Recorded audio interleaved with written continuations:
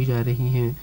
इस वक्त हम सैयदना हज़रत अमीरुल मोमिनीन का वो खुतबा जुमा पेश कर रहे हैं जो हुजूर ने मस्जिद फ़ज़ल लंदन में 13 फरवरी 1998 को इरशाद फरमाया था। मुलाहिज़ा कीजिए।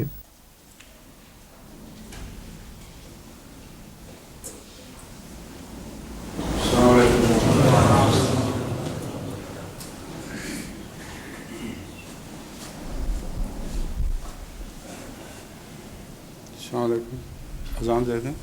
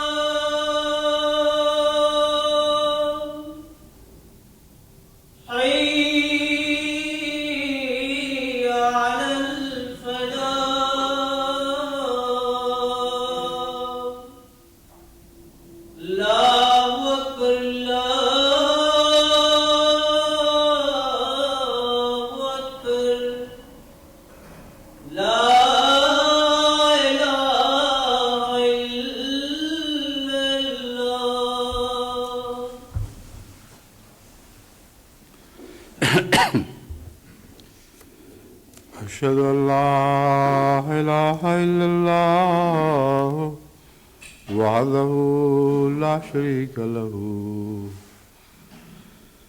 وأشهد أن محمدا عبده ورسوله أما بعد فأعوذ بالله من الشيطان الرجيم بسم الله الرحمن الرحيم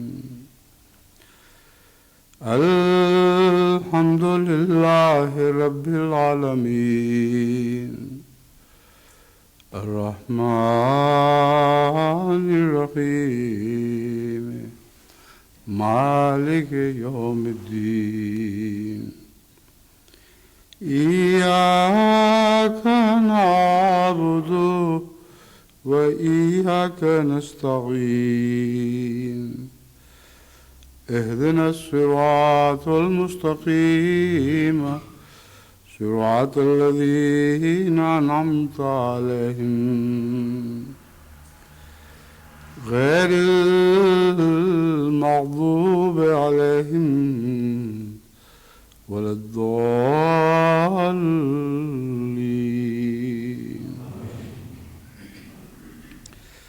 يا أيها الذين آمنوا عليكم أنفسكم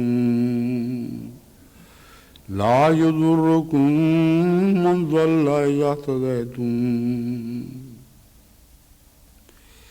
إلى الله مرجعكم جميعا فينبئكم بما كنتم تعملون सूरह अल-माइदा आयत 106।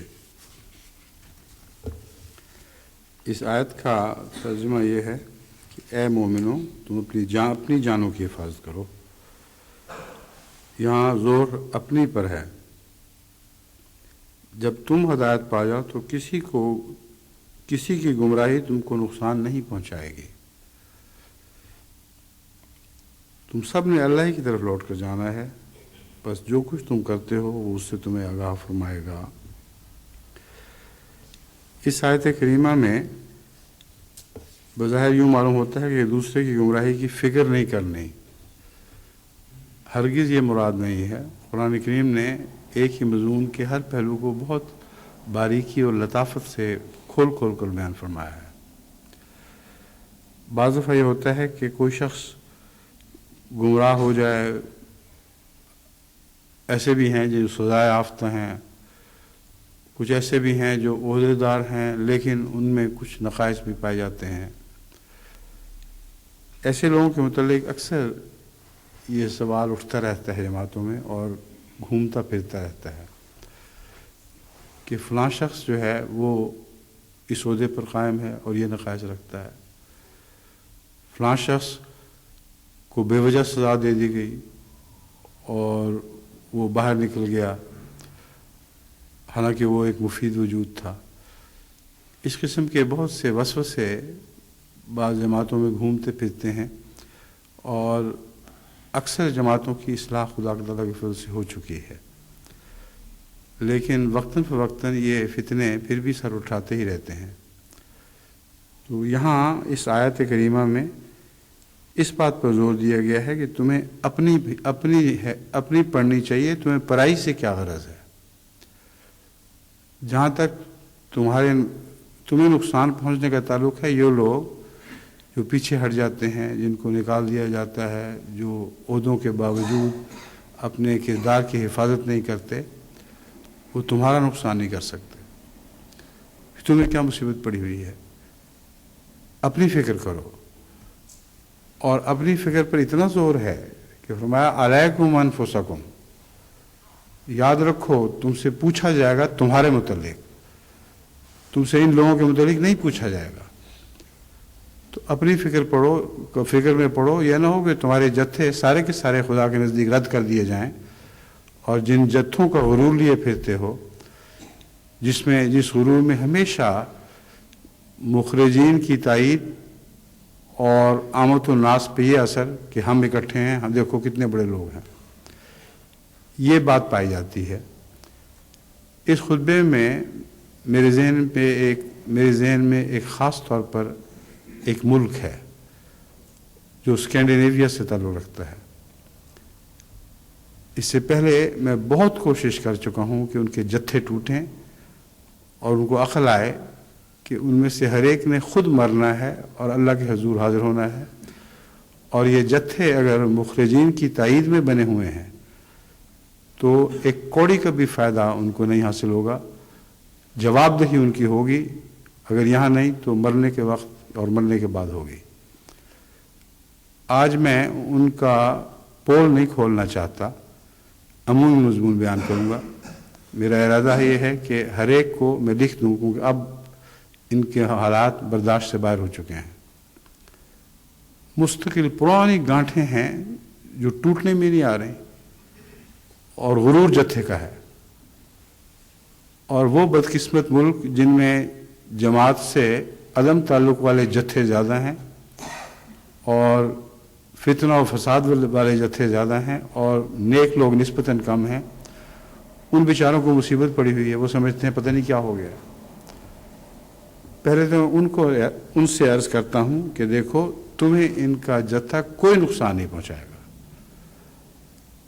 اگر 1000 میں سے تم 10 بھی ہوئے تو اللہ تعالیٰ تمہاری قدر فرمائے گا. تو تم اتنے پریشان کیوں ہوتے ہو؟ جتھے بنتے ہیں بننے دو، خدا توڑے گا. ان کے غرور اور تکبر کو ضرور خاک میں ملائے گا، اور یہ اپنے سوا اور کسی کا نقصان کر نہیں سکتے. یہ خوشخبری جب اللہ نے تمہیں دے دی ہے کہ تمہارا نقصان نہیں کر سکتے اور جواب دہ ضرور ہوں گے، تو پھر تمہیں کیا مصیبت پڑی ہوئی ہے کہ خام خواہ ہال میں مبتلا ہو کہ دیکھو ہمارا کیا بنا، ہم کتنے تھوڑے رہ گئے. اس بات کو بالکل ذہن سے نکال دیا جائے. اگر 10 بھی ٹھیک ہیں تو اللہ اور جماعت کی نظر میں وہی 10 مقبول ہیں، اور باقی سارے رد شدہ ہیں، ان کی کوئی بھی حیثیت نہیں ہے. ان کو خط علم ہی نہیں کہ دنیا میں کتنے بڑے بڑے انقلاب آ رہے ہیں. سینکڑوں جماعتیں، ہزاروں جماعتیں ہر سال ایسی بنتی ہیں جو کلیتاً فدا ہیں. وہ بڑی بڑی جماعتیں جن میں جتھے تھے اب وہ مٹ مٹ کے گھل گھل کے ان کا کچھ بھی وجود نہیں رہا، اور اب وہ سمجھ چکے ہیں کہ وہ بیکار ہیں. جرمنی کا یہی حال تھا. بڑی جتھہ بندیاں تھیں شروع میں جب میں نے جرمنی کے معاملات میں دلچسپی لی خصوصیت کے ساتھ، اور اللہ نے فضل فرمایا اور جرمنی کی جماعت کو اثر نو بیدار کرنا شروع کیا ہے. تو اس وقت جتھے ہوتے تھے اور ہر جتھے کو یہ غرور تھا کہ ہم جتھے والے ہیں، ہم پر کون ہاتھ ڈال سکتا ہے.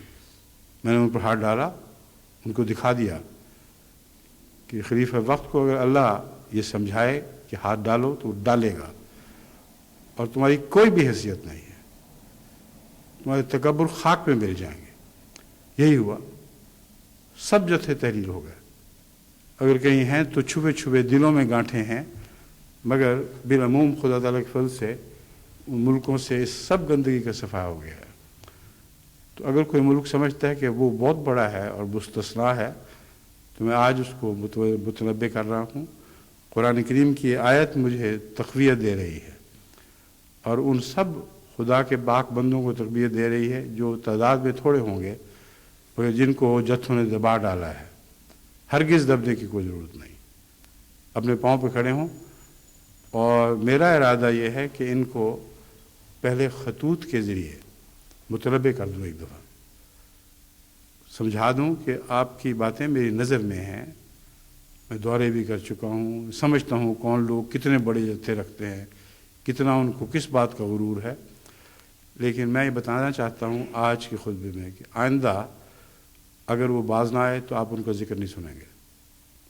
وہ مٹ گئے اور ختم ہو گئے، اور جماعت انہی چند سے دوبارہ ترقی کرے گی جو چند خدا کے بندے جماعت میں موجود ہیں اور پاک باز ہیں اور نظام جماعت کا احترام کرنے والے ہیں.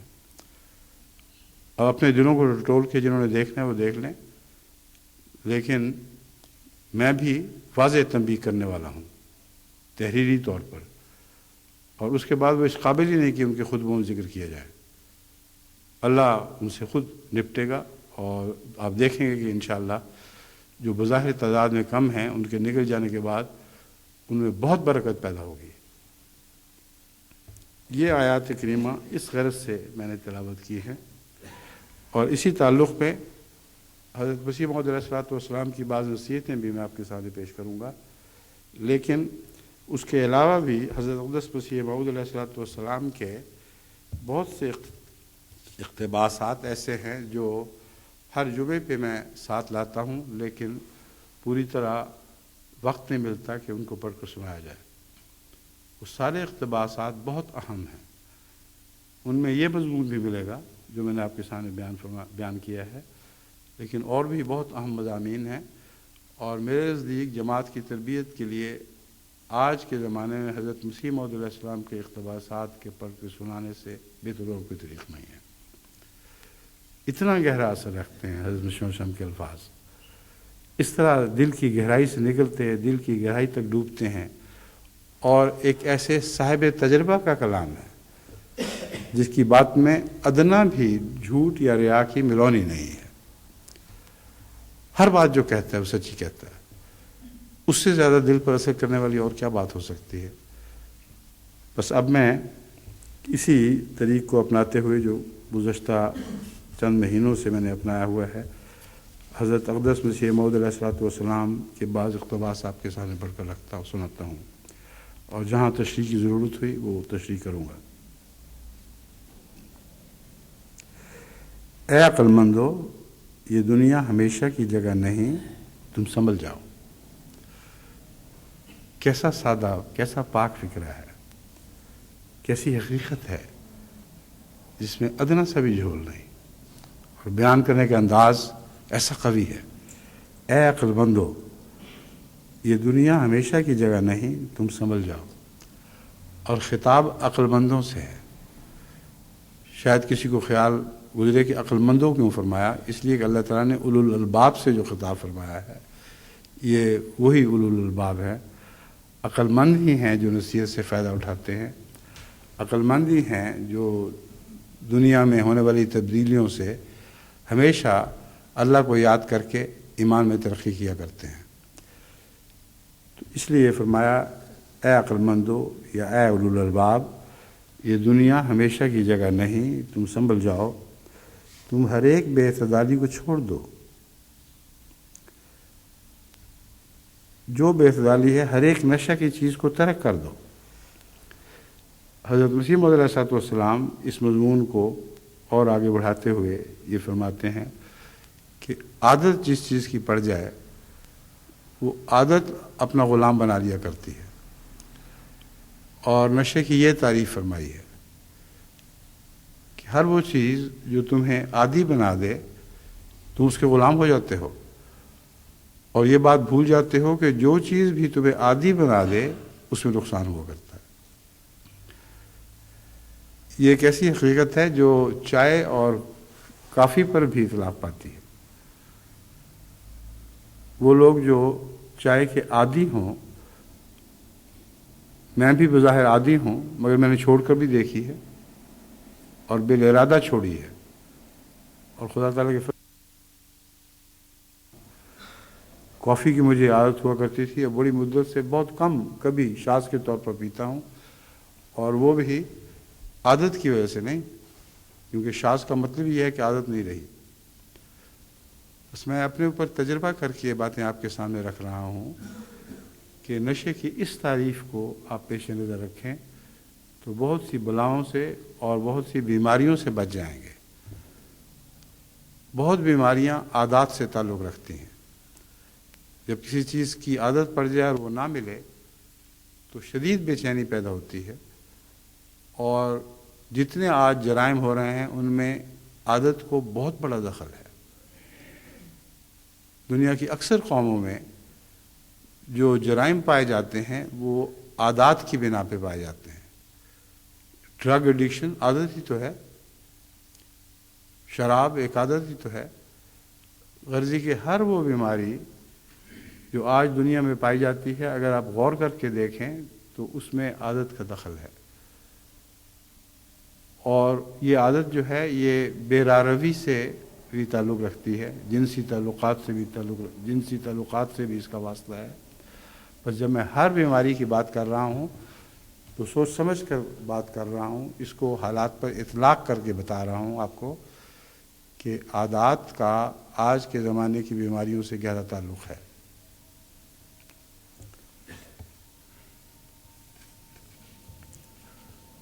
پھر فرماتے ہیں ہر ایک سال ہزارہا تمہارے جیسے نشے کے عادی اس دنیا سے کوچ کر جاتے ہیں، اور آخرت کا عذاب الگ ہے۔ نشے کے عادی کو اس دنیا میں بھی ضرور سزا ملتی ہے، خواہ وہ محسوس کرے یا نہ کرے کہ اس کا نشے سے تعلق ہے۔ سزا کو تو محسوس کرتا ہے، مگر یہ علم نہیں کہ میرے نشے نے ہی میرے لیے مصیبت ڈالی ہوئی ہے۔ فرماتے ہیں اس کو جو سزا ملتی ہے وہ تو ملے گی ہی، لیکن آخرت کا عذاب الگ ہے۔ پرہیزگار انسان بن جاؤ تا تمہاری عمر میں زیادہ ہو، تمہاری عمریں زیادہ ہوں اور تم خدا سے برکت پاؤ۔ حد سے زیادہ عیاشی میں بسر کرنا لعنتی زندگی ہے۔ یہ ایک بہت ہی اہم بڑا ابتلا ہے آج کی دنیا میں، جو دنیا میں ہر شخص کو درپیش ہے۔ حد سے زیادہ عیاشی میں بسر کرنا لعنتی زندگی ہے۔ آج ساری دنیا میں جو بحران پیدا ہو رہے ہیں وہ جتنی قوموں میں بھی ہو رہے ہیں ان میں حد سے زیادہ عیاشی کی زندگی بسر کرنے والے اس کے ذمہ دار ہیں۔ غریب ممالک کے بحران دیکھیں، ان کا اقتصادی ڈھانچہ اگر اس بات پر مبنی ہوتا کہ کم سے کم زندگی کی سادہ ضروریات تمام انسانوں کو مہیا کی جائیں، تو یہ اشتراکیت نہیں ہے، یہ قرآن کریم کا پہلا سبق ہے۔ اشتراکیت تو تصور میں بھی نہیں آ سکتا کہ قرآن کریم کا پہلا سبق اشتراکی نظام کے انتہائی تصور سے بھی بڑھ کر ہے، لیکن اس میں برائی نہیں، اس میں کوئی چھینا جھپٹی نہیں، کوئی زبردستی نہیں، ہر سوسائٹی کا یہ فرض قائم کر دیا گیا ہے آدم کی جنت کے ذکر میں کہ ہر ایک کو روٹی ملے گی، ہر ایک کو پانی ملے گا، ہر ایک کو بچھونا میسر آئے گا، ہر ایک کی سر پر چھت ہوگی۔ یہ چیز جو پہلا سبق تھا یہ انسانیت نے بھلا دیا، اور حد سے زیادہ عیاشی میں حد کون سی ہے؟ وہ یہی حد ہے، ورنہ ہر شخص کہہ سکتا ہے میں عیاشی کرتا ہوں مگر تھوڑی کرتا ہوں۔ کسی ملک کو حد سے زیادہ عیاشی میں مبتلا ہونے کی اجازت ہی نہیں ہے جب تک ان کے غریبوں کی پرسان حالی نہ ہو، ان کی ادنا لازمی ضرورتیں پوری نہ ہوں۔ اس وقت تک جو لوگ یہ سمجھتے ہیں کہ ہمیں خدا نے دیا ہے، ہم عیش و عشرت میں زندگی بسر کریں، اسی کا نام حد سے زیادہ ہے، کیونکہ بعض کے حقوق بعض دوسروں کی طرف منتقل ہو رہے ہیں۔ جن کا حق تھا زندہ رہنے کا، جو خدا نے قائم کیا ہے، اس حق پر قدغن لگائی جا رہی ہے، اور تمام غریب ممالک میں یہی حال ہے، اور تمام امیر ممالک میں یہی حال ہے۔ کوئی ملک بھی اس بدنصیبی سے خالی نہیں ہے۔ فرماتے ہیں لعنتی زندگی ہے، حد سے زیادہ بدخلق اور بے مہر ہونا لعنتی زندگی ہے۔ عیاشی کے ساتھ حد سے زیادہ بدخلقی اور بے مہری کا تعلق ہے۔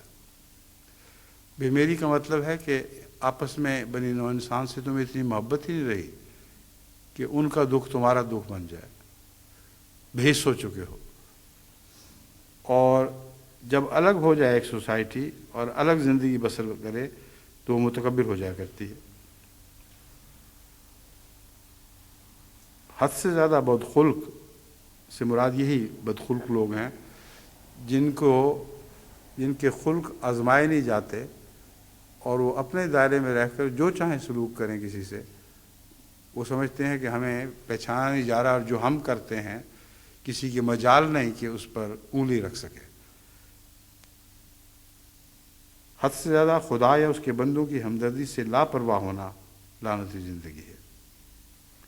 یہی تفسیر حضرت مسلم خود فرما رہے ہیں جو میں پہلی عبارت کی تفسیر کر چکا ہوں۔ حد سے زیادہ خدا یا اس کے بندوں کی ہمدردی سے لاپرواہ ہونا لعنتی زندگی ہے۔ یہاں خدا کی ہمدردی مراد نہیں ہے، خدا سے لاپرواہ ہونا یا اس کے بندوں کی ہمدردی سے لاپرواہ ہونا۔ فقرہ اکٹھا ہے، اور کوئی غلطی سے یہ نتیجہ نکال سکتا ہے کہ حد سے زیادہ لفظ کو کہاں گیا، خدا یا اس کے بندوں کی ہمدردی سے۔ اگر اس فقرے کو ہمدردی سے اس طرح ملایا جائے کہ خدا، تو پھر خدا کو بھی ساتھ جوڑا جائے تو پھر اس کے ایک اور معنی بنتے ہیں۔ خدا یہاں فاعلی حالت میں ہوگا اور بندے مفعولی حالت میں ہوں گے۔ حد سے زیادہ خدا کی ہمدردی سے بے نیاز ہونا، یعنی ایسی حرکتیں کرنا کہ خدا تمہارا ہمدرد نہ رہے، اور حد سے زیادہ بندوں کی ہمدردی کرنے سے بے نیاز ہونا، یہ بھی فرمایا ایک لعنتی زندگی ہے۔ ہر ایک امیر خدا کے حقوق اور انسانوں کے حقوق سے ایسا ہی پوچھا جائے گا جیسا کہ ایک فقیر، بلکہ اس سے زیادہ۔ یہ جو پوچھا جانے کا تصور ہے، یہ ہمارے کردار کو صحیح روش پر ڈھالنے اور صحیح روش پر قائم رکھنے میں ایک غیر معمولی کردار ادا کرتا ہے۔ ہماری زندگی کو صحیح روش پر ڈھالنے میں ایک غیر معمولی کردار ادا کرتا ہے، کیونکہ جو پوچھا نہیں جائے گا، جس کو یہ احساس ہو کہ میں پوچھا نہیں جاؤں گا، وہ جو چاہے کرتا پھرے، اور یہ آج کی سب سے بڑی بلا ہے۔ جیسا کہ میں نے ذکر کیا تھا جماعت میں، کچھ لوگ ایسے ہیں وہ سمجھتے ہیں ہم اگر اپنے جتھے بنا کر بظاہر اپنی شان اور شوکت ظاہر کریں گے اور غلبہ کریں گے اور کہیں گے کہ تم ہمارا کیا بگاڑ سکتے ہو، یہ ان کی بھی حماقت ہے۔ کوئی نہیں ہے جو پوچھا نہ جائے گا، اپنے ہر عمل کے بارے میں وہ پوچھے جائیں گے۔ فرمایا اور اس سے زیادہ پوچھا جائے گا جیسا ایک فقیر پوچھا جائے گا، کیونکہ فقیر تو صرف غریب کو نہیں کہتے، ایک مسکین انسان جس کا کوئی اثر رسوخ نہ ہو، اس سے بھی ضرور باس پرس ہوگی، لیکن جن کا اثر رسوخ تھا سوسائٹی پر، جو صاحب حکمت بھی سمجھے جاتے تھے اور صاحب طاقت بھی تھے، ان سے تو ضرور سختی سے سوال باس پرس ہوگی اور وہ ضرور پوچھے جائیں گے۔ بس کیا ہی بدقسمت وہ شخص ہے جو اس مختصر زندگی پر بھروسہ کر کے بکلی خدا سے منہ پھیر لیتا ہے۔ اور یہ جو پہلی باتیں گزری ہیں ان کا انجام کار یہی نتیجہ نکلتا ہے کہ انسان بکلی خدا سے منہ پھیر لیتا ہے۔ جو باتیں حضرت مسیح علیہ السلام نے بیان فرمائیں کہ ان سے بچو، ان کا خطرہ ہے، یہ لعنتی زندگی ہے، جو ان باتوں میں ملوث رہتے ہیں اور پرواہ نہیں کرتے ہیں، ان کا انجام لازماً یہ ہوتا ہے کہ بکلی خدا سے منہ پھیر لیتا ہے، اور پھر خدا کے حرام کو ایسی بے باکی سے استعمال کرتا ہے کہ گویا حرام اس کے لیے حلال ہے۔ یہ حلال و حرام کے جو چکر ہیں، بددیانتیاں رزق میں، لوگوں سے دھوکہ بازیاں، یہ سارے اوپر کے مضمون سے تعلق رکھ رہے ہیں، اس کے نتیجے میں پیدا ہوتے ہیں۔ پھر غصہ کی حالت میں دیوانوں کی طرح کسی کو گالی، کسی کو زخمی، کسی کو قتل کرنے کے لیے تیار ہو جاتا ہے۔ یہ خدا سے منہ پھیرنے کے نتیجے ہیں، کیونکہ جو شخص خدا کا تصور دل پر ایک بادشاہ کے تصور کی طرح رکھتا ہے، ایک کامل مقتدر بادشاہ کے تصور کی طرح رکھتا ہے، اس کے لیے ممکن ہی نہیں ہے کہ کسی لمحہ اپنے غصے سے اس قدر مغلوب ہو جائے کہ خدا کی پرواہ نہ کرے، اپنے کسی جذبے سے ایسا مغلوب ہو جائے کہ دیکھے ہی نہ کہ اس کو بھی کوئی دیکھ رہا ہے۔ دیوانوں کی طرح کسی کو گالی، کسی کو زخمی اور کسی کو قتل کرنے کے لیے تیار ہو جاتا ہے۔ شہوات کے جوش میں بے حیائی کے طریقوں کو انتہا تک پہنچا دیتا ہے، سو وہ سچی خوشحالی کو نہیں پائے گا یہاں تک کہ مرے گا۔ اس دنیا میں سچی خوشحالی اس کو نصیب نہیں ہو سکتی۔ ایسے لوگ جن کا نقشہ ہے بظاہر عیش و عشرت کی زندگی کی بسر کرتے ہیں، بظاہر حرام کھاتے اور بے پرواہ ہو جاتے ہیں، مگر حضرت مسیح علیہ السلام فرما رہے ہیں ان کو سچی خوشحالی بہرحال نصیب نہیں ہوگی یہاں تک کہ مرے گا۔ اے عزیزو، تم تھوڑے دنوں کے لیے دنیا میں آئے ہو اور وہ بھی بہت گزر چکے ہیں۔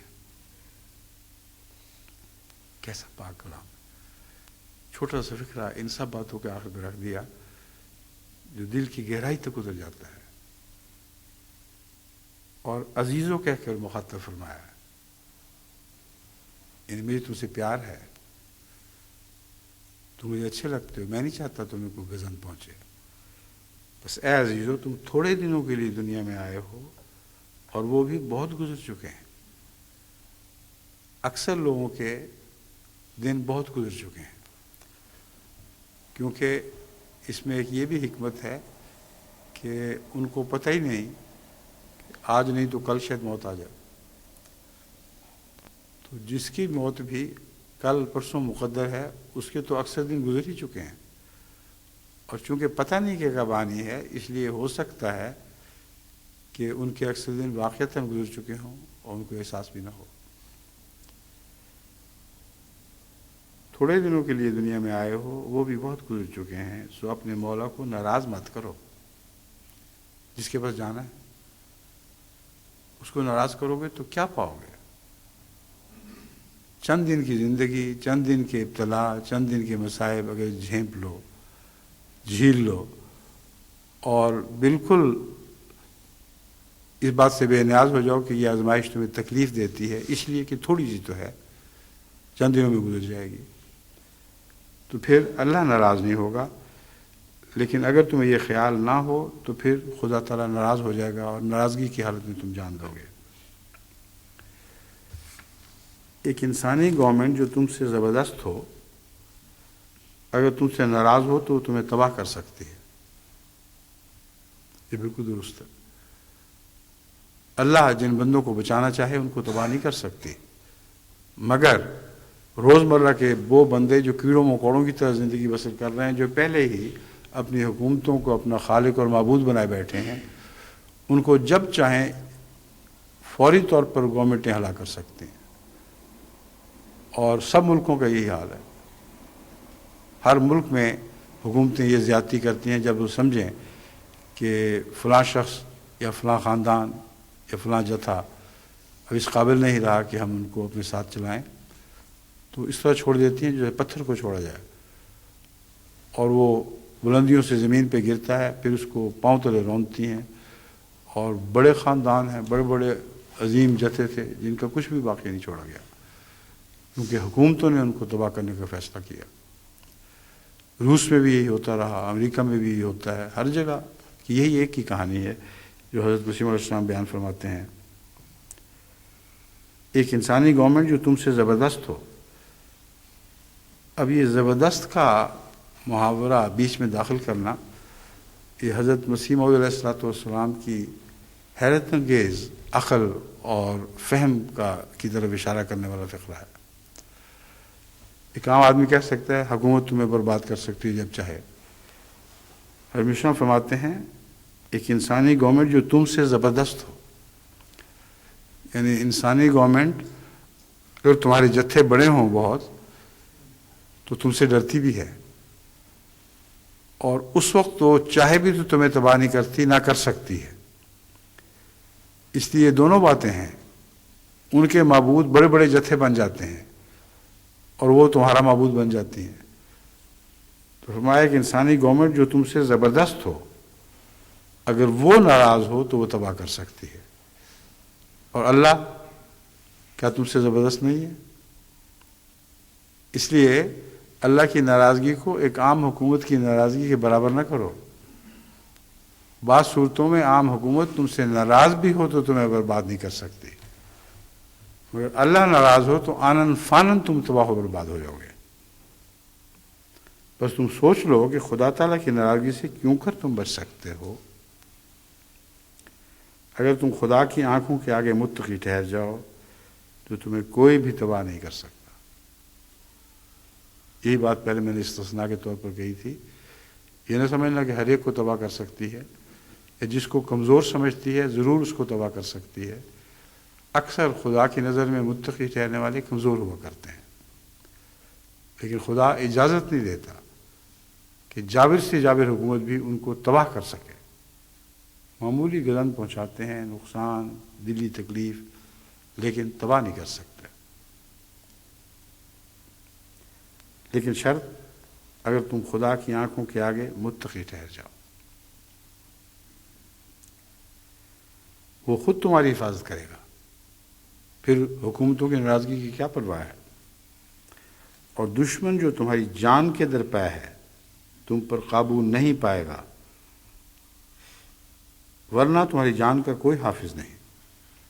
یعنی تقوی اگر نہ ہو تو پھر تمہاری جان کا کوئی حافظ نہیں۔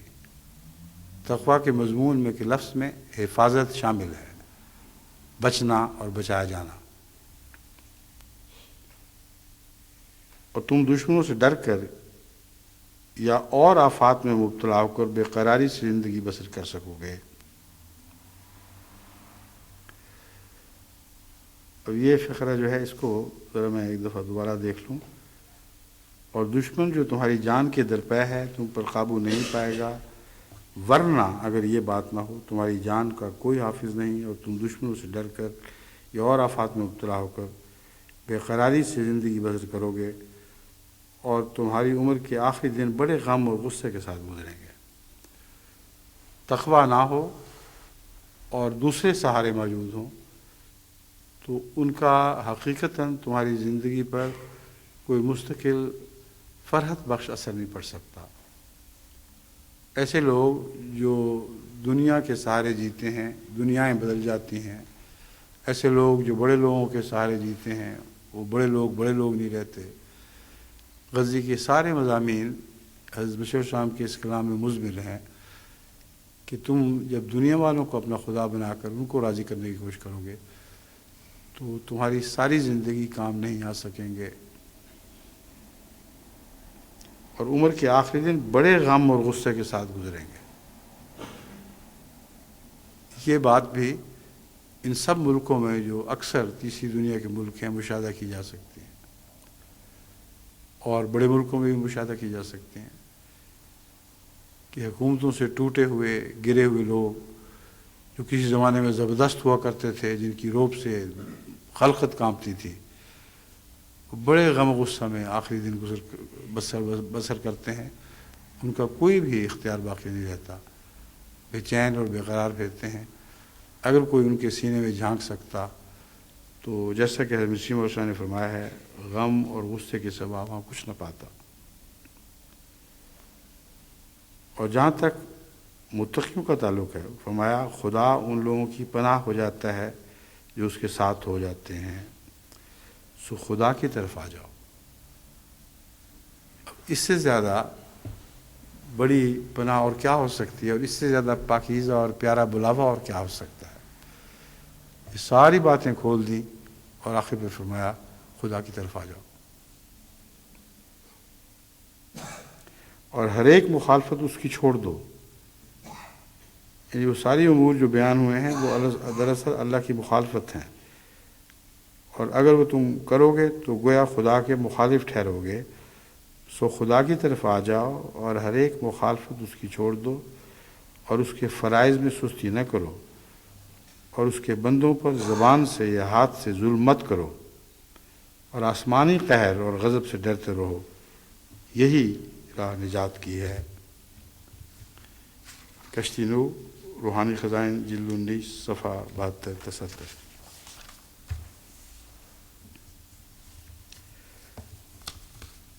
اب بعض دوسرے اقتباسات ہیں جو میں اسی تسلسل میں بیان کرتا ہوں، اور جب تک یہ اقتباس ختم ہوتے ہیں اتنی دیر میں ہم انشاءاللہ اور اقتباس اکٹھے کر لیں گے۔ اگر ساری عمر بھی حضرت مسیح موعود اسلام کے اقتباسات پر ہی خطبہ دیے جائیں تو جماعت کے لیے اس سے زیادہ خوشخبری کوئی نہیں ہو سکتی۔ ایسے پیارے انداز کی نصیحت ہے کہ دوسرے منہ کی باتوں کے مقابل پر ایسا ہے وہ دوسرے منہ کی باتیں زمین سے تعلق رکھتی ہیں اور یہ آسمان سے تعلق رکھتی ہیں، لیکن آسمان سے تعلق کے باوجود آسمان سے اس طرح اترتی ہیں جیسے رحمت باران اتر رہی ہے۔ حضرت مسیح موعود صاحب فرماتے ہیں، پیغمبر الوہیت کے مظہر اور خدا نما ہوتے ہیں، پھر سچا مسلمان اور معتقد وہ ہوتا ہے جو پیغمبروں کا مظہر بنے۔ پیغمبر الوہیت کے مظہر، اللہ تعالیٰ کے مظہر، اس کی خدائی کے مظہر، اور خدا نما ہوتے ہیں اور خدا دکھانے والے ہوتے ہیں۔ پھر سچا مسلمان اور معتقد وہ ہوتا ہے جو پیغمبروں کا مظہر بنے۔ اب اس سے زیادہ کھلا واضح معیار اور کیا آپ کے لیے مقرر کیا جا سکتا ہے؟ پیغمبر کو تو سب جانتے ہیں، بعض لوگ خود نہ جانتے ہوں تو مولویوں کی مبالغہ آمیز تقاریر سے پیغمبروں کے متعلق عجیب عجیب تصور باندھ لیتے ہیں، مگر یہ جوڑ بھول جاتے ہیں کہ اگر پیغمبر خدا نما ہے تو تم پیغمبر نما ہو، وہ سب کچھ کر کے دکھانا ہوگا۔ ایسے حال میں زندگی بسر کرنی ہوگی کہ پیغمبر یاد آئیں لوگوں کو۔ یہ ایک فکرہ ہے، اس میں ساری زندگی کی کہانی آ گئی ہے۔ پیغمبر الوہیت کے مظہر اور خدا نما ہوتے ہیں، پھر سچا مسلمان اور معتقد وہ ہوتا ہے جو پیغمبر کا مظہر بنے۔ اور یہ ایک فرضی پیغام نہیں، اس کو حقیقت پر چسپاں کر کے دکھاتے ہیں۔ صحابہ کرام رضوان اللہ علیہم نے اس راز کو خوب سمجھ لیا تھا، اور وہ رسول کریم صلی اللہ علیہ وآلہ وسلم کی اطاعت میں ایسے گم ہوئے اور کھوئے گئے کہ ان کے وجود میں اور کچھ باقی رہا ہی نہیں تھا۔ جو کہ ان کو دیکھتا تھا ان کو محویت کے عالم میں پاتا تھا۔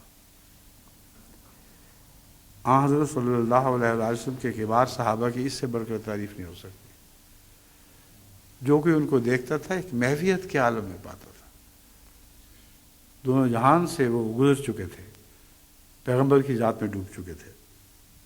بس یاد رکھو کہ اس زمانے میں جب تک وہ محویت اور وہ اطاعت میں گمشدگی پیدا نہ ہوگی، اس زمانے میں، بس یاد رکھو کہ اس زمانہ میں بھی جب تک وہ محویت اور وہ اطاعت میں گمشدگی پیدا نہ ہوگی جو صحابہ کرام رضوان اللہ علیہ میں پیدا ہوئی تھی، مریدوں معتقدوں میں داخل ہونے کا دعویٰ تبھی سچا اور بجا ہوگا۔ یہ بات اچھی طرح پر اپنے ذہن نشین کر لو۔ جو صحابہ کرام میں حضرت صلی اللہ علیہ وآلہ وسلم کے لیے اپنی ذات کی محویت تھی کہ اپنی ذات سے بھی کھوئے گئے تھے اور دنیا سے بھی کھوئے گئے تھے، صرف سامنے ایک نمونہ تھا جو پیغمبر کا نمونہ تھا۔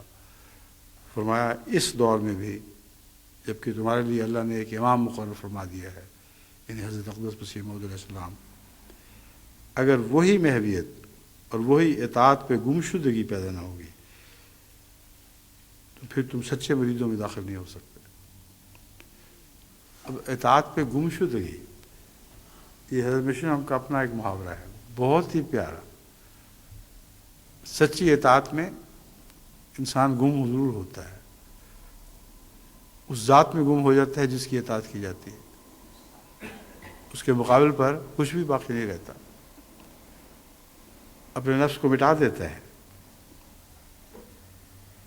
جیسا کہ دو مصوروں کا ایک امتحان لیا گیا تھا، اس میں جو مضمون ہے وہ اسی محویت اور گمشدگی سے تعلق رکھتا ہے۔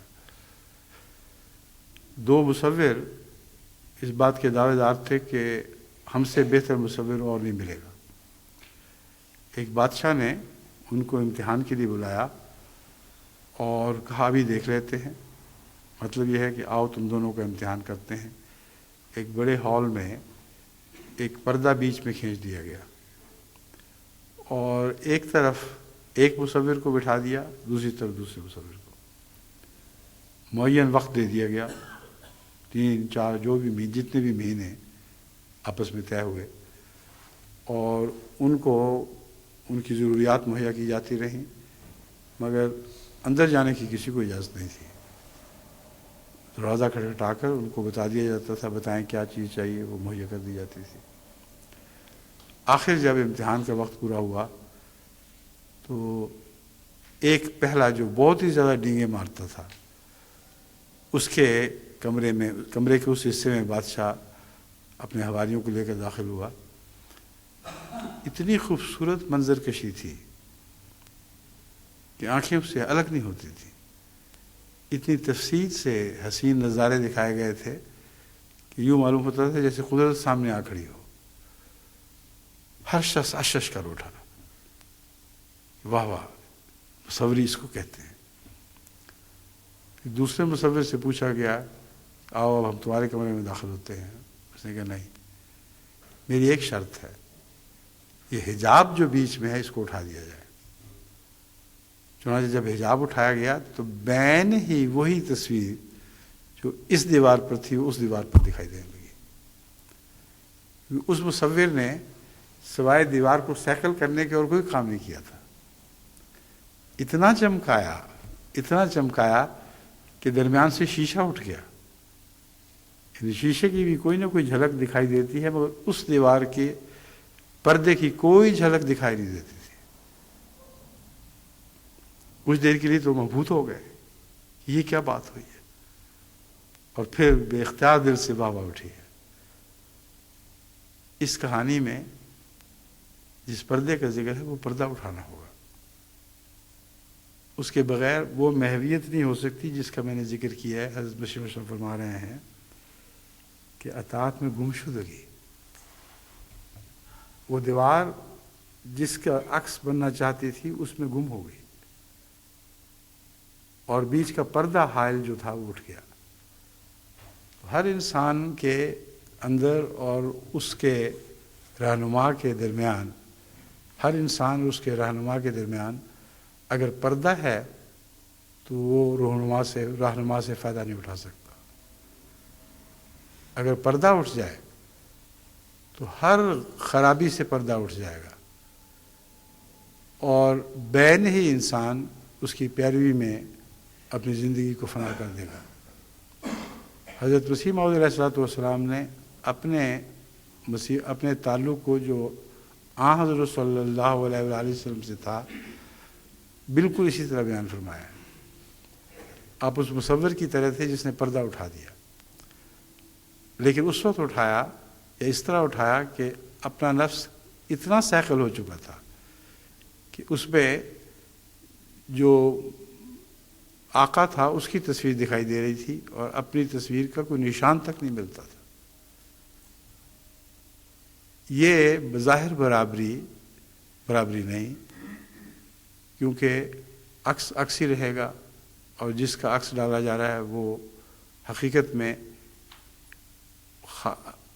حاوی وجود یا اعلیٰ درجے کا وجود بنا رہے گا۔ لیکن جو عکس مکمل کر دے اس کے بھی کیا کہیں گے؟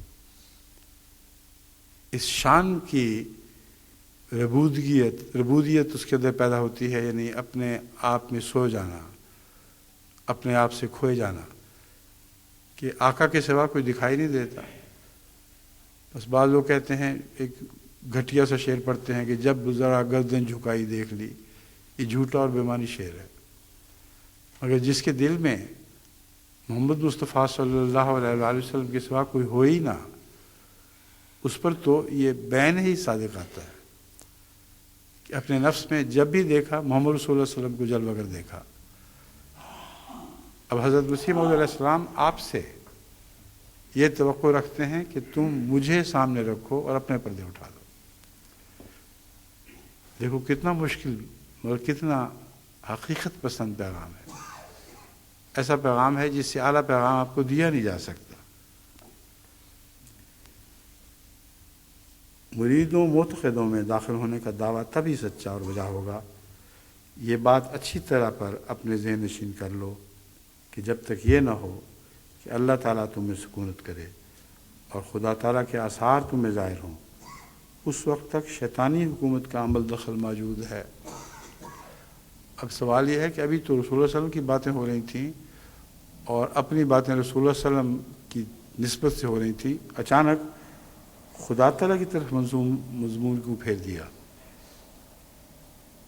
یہ اس لیے ہے کہ دراصل محمد رسول اللہ اس لیے عظمت رکھتے ہیں کہ خدا نما تھے، اس لیے عظمت رکھتے ہیں کہ خدا آپ کے دل پر اتر آیا تھا، ورنہ حضرت محمد رسول اللہ صلی اللہ علیہ وسلم ایک عام عرب ہی تو سمجھے جا سکتے تھے، دنیا کو کیا پرواہ نہیں تھی۔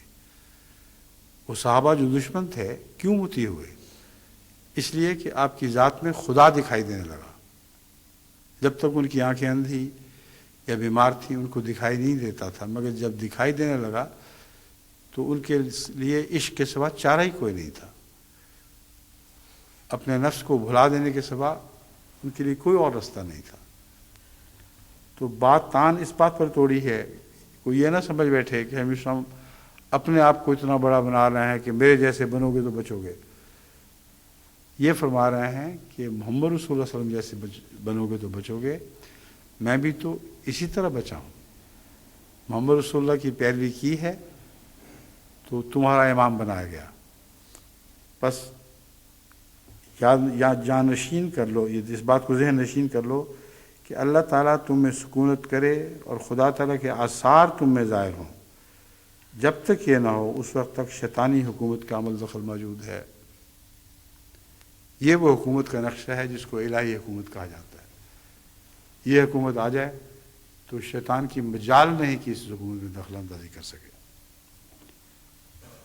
اب شیطان کا ذکر کرتے ہوئے فرماتے ہیں، شیطان جھوٹ، ظلم، جذبات، خون، طول عمل، ریا اور تکبر کی طرح بلاتا ہے اور دعوت کرتا ہے۔ جھوٹ دوسروں میں دیکھو کتنا برا لگتا ہے، اپنے نفس کو تھوڑی دیر کے لیے بھلا دو اور غیر کی نظر سے دوسروں کے جھوٹ کو دیکھو کہ کتنا مکروہ لگتا ہے، اور یہی جھوٹ ہے جس پہ تم منہ مارتے ہو، اس کو پل پل کھاتے ہو اور بھول جاتے ہو کہ یہ وہ جھوٹ ہے جس سے تمہیں شدید نفرت ہے، لیکن دوسروں میں ہو تو نفرت ہے، اپنی ذات میں نفرت نہیں دکھائی دیتی. یہ شیطان کا دھوکہ ہے.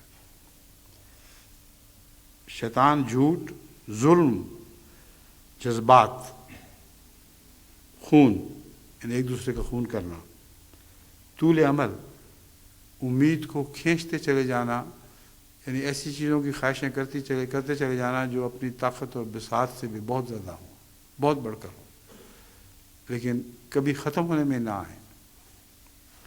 ریا، دکھاوا اور تکبر کی طرف بلاتا ہے اور دعوت کرتا ہے. یہ دعوت کرتا ہے سے کیا مراد ہے؟ بلاتا ہے اور دعوت کرتا ہے. یہ دعوت شیطان کے چیلوں سے تعلق رکھتی ہے. جتنے بھی شیطانی وجود ہیں وہ بھی ایک دعوت کیا کرتے ہیں، اور جتنے بھی الہی وجود ہیں وہ بھی ایک دعوت کیا کرتے ہیں. بس حضرت صلی اللہ علیہ وآلہ وسلم کا وجود خدا نما ہونے کی وجہ سے ان کو تو بلاتا ہی تھا، جو پہچان رہے تھے کہ اس کی ذات میں خدا جھلک رہا ہے. لیکن دعوت شرط تھی، اس طرف لوگوں کو بلاتے بھی تھے. اس لیے یہ خیال کر لینا کہ شیطان بلاتا نہیں، یہ ایک وہم ہے، خوش فہمی ہے. شیطان ضرور بلاتا ہے، اور جو لوگ آپ کو ان سب چیزوں کی طرف بلانے والے ساتھی، دوست، جتنے بھی آپ کے قریبی ہوں، یہ سارے شیطان کے چیلے ہیں. بس ضرور ہے کہ یا ان سے منہ موڑا جائے یا ان کی اصلاح کی کوشش کی جائے. اب تکبر کی طرف بلاتا ہے اور دعوت کرتا ہے. اب یہ لفظ دعوت کرتا ہے، اگر ایک انسان اسی پر غور کرے تو وہ حضرت مسیح موعود علیہ السلام کی سچائی کا صرف اس فکرے سے قائل ہو سکتا ہے. یہ عرفانہ کلام ہے، ایک سچے کا کلام ہے، جس کو ان سب راہوں کو تجربہ ہے. محض ایک مولوی کی نصیحت نہیں، اس کی تو کوئی حیثیت ہی کوئی نہیں ہے. اس کو پتہ نہیں کہ سچوں کے دل پہ کیا گزرتی ہے، ان کو کیسا عرفان نصیب ہوتا ہے، اور ہر بات کا ہر حصہ سچا ہوتا ہے. ورنہ ایک اردو جان کہے گا اوہ یہ فکر تو زائد دکھا گیا ہے. ریا اور تکبر کی طرف بلاتا ہے اور دعوت کرتا ہے. اس بیوقوف کو کیا پتا کہ اردو کیا ہوتی ہے؟ اردو کسی نے سیکھنی ہے تو مسیح موعود علیہ السلام سے سیکھے. ہر زبان سچائی سے بنتی ہے، ہر زبان میں سچائی کی طاقت چمکتی ہے. اور اردو میں بھی جو حضرت مسیح موعود علیہ السلام کا ایک مقام اور مرتبہ ہے، اس کو کبھی کوئی اور نہیں پہنچ سکا. نہ پہلے خلافہ پہنچ سکے، میرا تو سوال ہی نہیں، نہ آئندہ کبھی کوئی خلافہ پہنچ سکیں گے. علیہ السلام کی بات ہی اور ہے. اور یہ چھوٹی چھوٹی چیزیں آپ کے مقام کی طرف رہنمائی کرتی ہیں. ریا اور تکبر کی طرف بلاتا ہے اور دعوت کرتا ہے. اس کے بالمقابل اخلاق فاضلہ، صبر، محویت، فنا فی اللہ، اخلاص، ایمان، فلاح، یہ اللہ تعالیٰ کی دعوتیں ہیں کہ ان چیزوں کی طرف بلانا ضروری ہے. اور اللہ ہمیشہ انہی چیزوں کی طرف دعوت دیا کرتا ہے. انسان ان دونوں تجاذب میں پڑا ہوا ہے. تجاذب کہتے ہیں ایسی چیز جس میں کھینچنے کی طاقت ہو، اور تجاذب کا زائد معنی یہ ہے کہ دو طرف کھینچنے کی طاقت ہو. ایک طرف کھینچا جا رہا ہو، دوسری طرف دوسرا گروہ دوسری طرف کھینچ رہا ہو، جیسے رسا کشی میں ہوا کرتا ہے. یہ ایک تجاذب ہے. فرماتے ہیں کہ انسان ان دونوں تجاذب میں پڑا ہوا ہے. پھر جس کی فطرت نیک ہے اور سعادت کا مادہ اس میں رکھا ہوا ہے، وہ شیطان کی ہزاروں دعوتوں اور جذبات کے ہوتے ہوئے بھی اس فطرت رشید، سعادت اور سلامت روی کے مادہ کی برکت سے اللہ تعالیٰ کی طرف دوڑتا ہے، اور خدا ہی میں اپنی راحت، تسلی اور اطمینان پاتا ہے. اب یہ جو تجربہ ہے یہ ہر انسان کو کبھی کبھی ضرور ہو جاتا ہے. بسا اوقات وہ بری باتوں سے جب کسی بری بات سے بھاگتا ہے تو اس کا دل گواہ ہوگا کہ اس کے نتیجے میں ضرور تسلی اور راحت اور اطمینان پائے گا. اور جو کلیتاً خدا کی طرف دوڑ رہا ہو، اس کے ہر فیصلے میں راحت و اطمینان ہوگا. مگر ہر چیز کے لیے نشان ضرور ہوتے ہیں. جب تک اس میں وہ نشان نہ پائے جاویں وہ معتبر نہیں ہو سکتی۔ اب وہم و گمان کی بات نہیں ہے کہ آپ سمجھیں کہ ہاں میں یہی کام کر رہا ہوں۔ فرمایا کچھ نشان ضروری ہیں۔ دیکھو دواؤں کی طبیب شناخت کر لیتا ہے، بنفشہ، خیار شمبا اور تربت، یہ کیا لفظ ہے تربت، یہ لفظ مجھے تلفظ معلوم نہیں، مگر بہرحال میں دیکھ لوں گا۔ یہ وہ دوائیں ہیں جو پرانے رسمی طب میں استعمال ہوا کرتی تھیں، ابھی بھی مختلف شکلوں میں آج کے اطباء بھی استعمال کرتے ہیں۔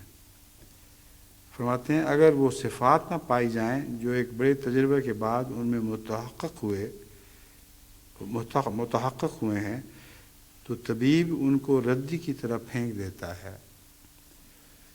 دواؤں کی پہچان ان ناموں سے نہیں جن ناموں پر وہ بکا کرتے ہیں۔ کمشنر فرماتے ہیں کہ وہ دوائیں جب طبیب خریدتا ہے تو پھر تجربہ کر کے دیکھتا ہے کہ ان کا فائدہ بھی ہوا کہ نہیں۔ اگر وہ فائدہ اس میں نہ ہو تو وہ مصنوعی دوائیں ہیں، بیکار دوائیں ہیں۔ اور آج کل تھرڈ ورلڈ میں دواؤں کے نام پر پتہ نہیں کیا کیا بک رہا ہے، اور اس لائق ہوتی ہیں اکثر دوائیں کہ وہ ردی کی طرح ردی کی ٹوکری میں پھینک دی جائیں۔ اس طرح پر ایمان کے نشانات ہیں۔ فرمایا ایمان بھی بعض نشانات رکھتا ہے، اگر وہ نشانات تم میں نہ ہوں تو محض وہم ہے کہ تمہیں ایمان ہے۔ اس لیے اپنے ایمان کو اس طرح پرکھو جیسے طبیب دواؤں کو پرکھتا ہے۔ اور وہ ایمان ایسے ہیں، فرماتے ہیں اللہ تعالیٰ نے ان کا بار بار اپنے کتاب میں ذکر کیا ہے۔ تو ایسے نشان تو نہیں جو مخفی ہوں یا چھپے ہوئے تم سے تمہارے دماغ میں آئے ہی نہ۔ خدا کا کلام پڑھو تو ایمان کی ہر علامت کا اس میں بیان ہے، اس سے اپنے آپ کو پرکھو، کیونکہ وہ دوا جو تجویز ہوئی ہے وہ جھوٹی نہیں ہو سکتی، تمہارا نفس جھوٹا ہو سکتا ہے۔ ایک موقع پر شہد کے استعمال کی بات تھی، ایک مریض کو پیٹ کی تکلیف تھی، آن حضرت صلی اللہ علیہ وسلم نے شہد تجویز کیا، اور وہ آیا کہ جی میں تو ابھی تک ویسا ہی ہوں۔ آپ نے فرمایا اور شہد پیو۔ پھر آیا، آپ نے فرمایا اور شہد پیو، اور فرمایا کہ دیکھو تمہارا پیٹ جھوٹا ہو سکتا ہے، اللہ کا کلام جھوٹا نہیں ہو سکتا۔ شہد میں ضرور شفا ہے، اور اسی طرح شہد بار بار پینے سے وہ اللہ تعالیٰ کے فضل سے بالکل شفایاب ہو گیا۔ حضرت مسیح علیہ السلام نے جو ذکر فرمایا ہے وہ ان ایمان کی نشانیوں کا ذکر ہے جو لاریب کتاب میں ہے۔ جھوٹ اس کتاب میں داخل ہی نہیں ہو سکتا، وہ ساری نشانیاں سچی ہیں۔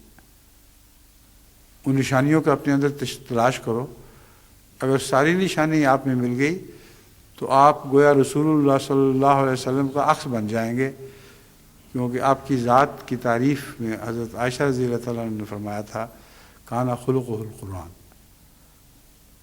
آپ کا خلق تو قرآن تھا۔ تو کس طرح حضرت مسیح علیہ السلام چھوٹی چھوٹی سادہ سادہ پیاری پیاری نصیحتوں سے کتنے عظیم مضمون کی طرف آپ کو لے جاتے ہیں، ویسا مضمون جو ساری زندگی پہ حاوی ہو جاتا ہے، اور انسان کو پتہ بھی نہیں لگتا کہ کس طرف بلایا جا رہا ہوں، ورنہ شاید ڈر جاتا، پہلے ہی رک جاتا۔ تھوڑا تھوڑا کر کے آگے قدم بڑھایا جا رہا ہے، وہاں پہنچتا ہے انسان کہتا ہے او ہو میں تو ہر طرف سے گھیرے میں آ گیا، اب تو مجال نہیں کہ ان باتوں کو نظر انداز کر سکوں۔ بس یہاں سے انشاءاللہ اگلے خطبے کا مضمون شروع ہوگا، سوائے اس کے کچھ اور باتیں ایسی ہو جائیں جن کا بیچ میں ذکر کرنا ضروری ہو کرتا ہے۔ امید رکھتا ہوں کہ اس طرح حضرت افضل مسیح علیہ السلام کی چھوٹی چھوٹی پیاری نصیحتوں کے نتیجے میں جماعت بڑی بنتی چلی جائے گی۔ یہ لے لیں۔